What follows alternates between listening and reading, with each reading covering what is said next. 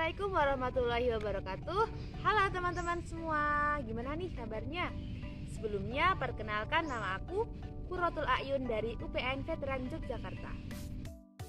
Sebelum menjelaskan lebih lanjut, aku punya pertanyaan nih. Teman-teman tahu nggak sih apa itu Gen Z? Apa itu Indonesia Emas 2045? Apa itu Green Education? Apa itu Green Behavior? Pasti teman-teman udah nggak asing ya kalau sama Gen Z. Tapi kalau green behavior pasti teman-teman masih agak bingung apa itu. Untuk itu, aku akan jelasin penjelasannya pada video berikut ini.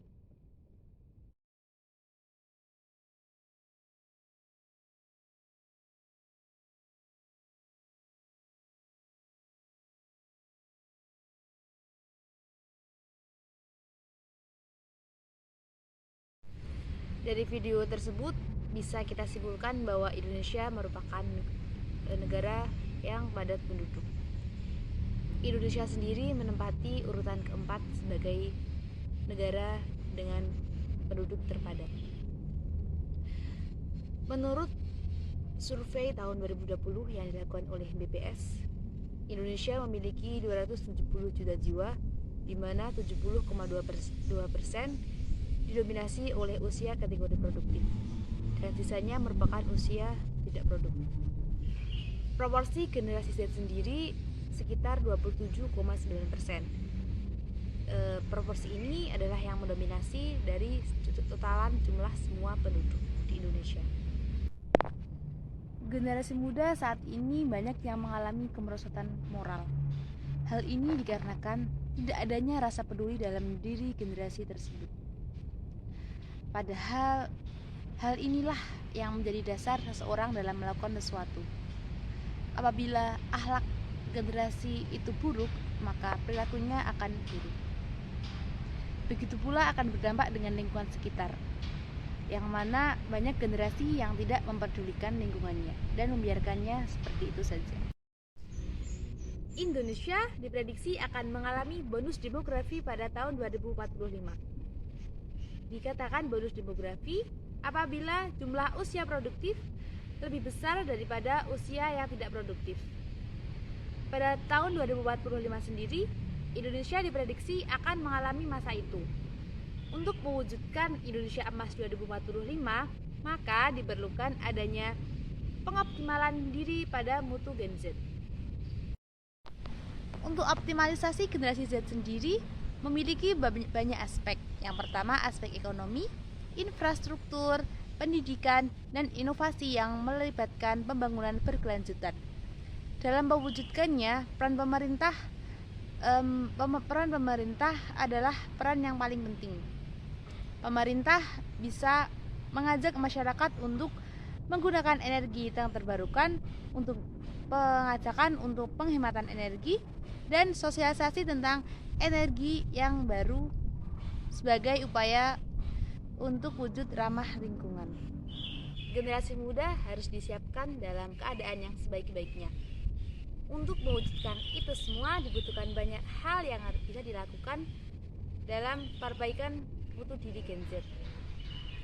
Dimensi perubahan yang terjadi adalah hukum universal yang pasti akan terjadinya, di mana perubahan ini tidak hanya berlaku pada diri seseorang, melainkan tetapi juga untuk alam dan seisinya.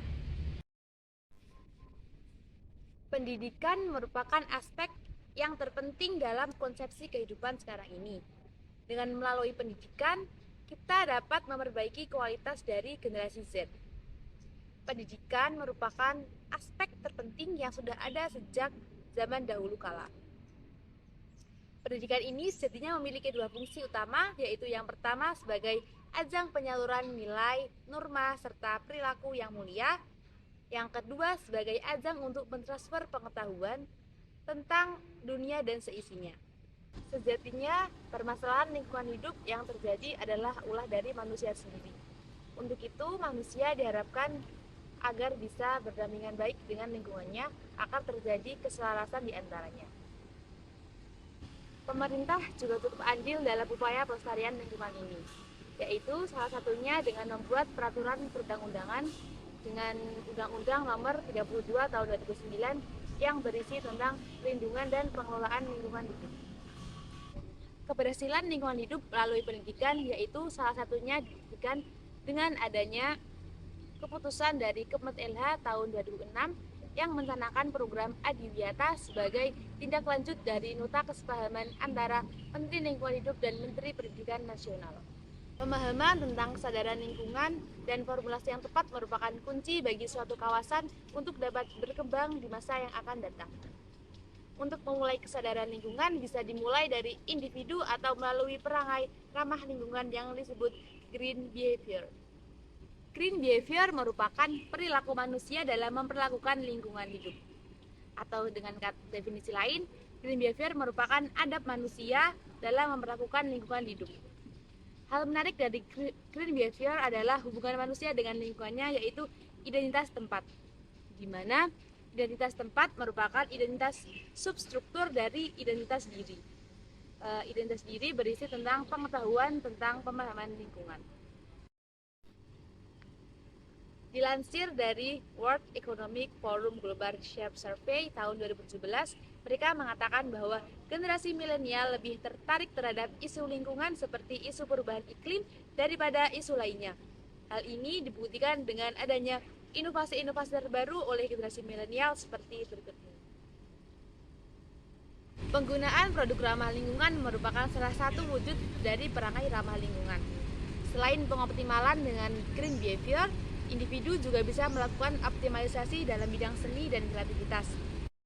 Salah satu wujud dari optimalisasi seni dan kreativitas yaitu dengan penggunaan kembali bahan-bahan yang masih berguna seperti plastik atau kaca dan diubah menjadi bahan-bahan yang memiliki nilai jual dan estetika yang tinggi.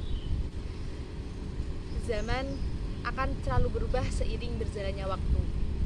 Kita sebagai individu sudah sepantasnya untuk menyiapkan diri dalam kondisi yang sebaik-baiknya agar kelak dapat bermanfaat bagi khalayak banyak dan dapat bermanfaat bagi negara kita Indonesia. Banyak hal yang harus direlakan dan dilakukan untuk memenuhi target Indonesia Emas 2045 kelak, yaitu salah satunya melalui pengoptimalan pendidikan lingkungan hidup dan pengoptimalan dari perangai ramah lingkungan atau green behavior.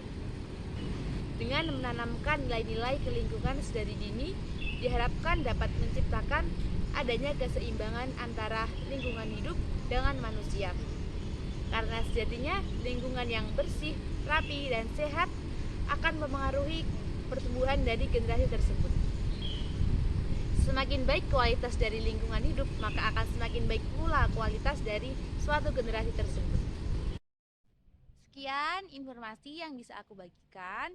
Aku harap dengan adanya informasi ini dapat berguna bagi kita, khususnya generasi Z, untuk mewujudkan mutu diri sebagai generasi yang terbaik. Aku, Qurratul A'yun dari UPN Veteran Yogyakarta, mengucapkan terima kasih yang sebesar-besarnya kepada kalian semua yang telah mendukung aku. Sebelum aku tutup, aku ada satu pantun buat kalian semua. Dengerin ya. Makan terong jangan lupa pakai nasi. Makan bubur sebelum basi. Lingkungan rapi, generasi happy, karena yang happy enak di hati. Terima kasih. Assalamualaikum warahmatullahi wabarakatuh.